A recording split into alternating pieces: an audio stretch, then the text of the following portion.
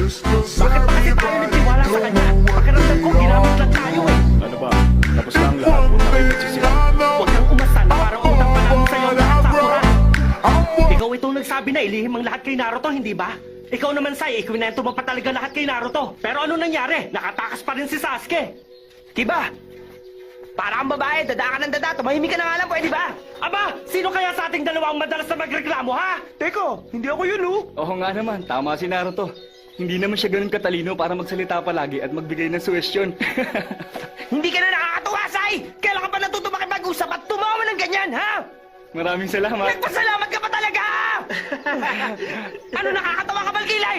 Para kasing bumalik na yung dating Naruto na nakilala namin. Ibig sabihin nili, hindi ka nagbago. Tumangkad ka lang pero pasaway ka pa rin. Hoy, Kiba! Mas masaway ka pa rin kaysa sa akin! Amoy aso ka! Hoy, huwag ka mandamay ng aso sa Sinabi mo na usapan. amoy aso, hindi ko sinabing aso ka talaga!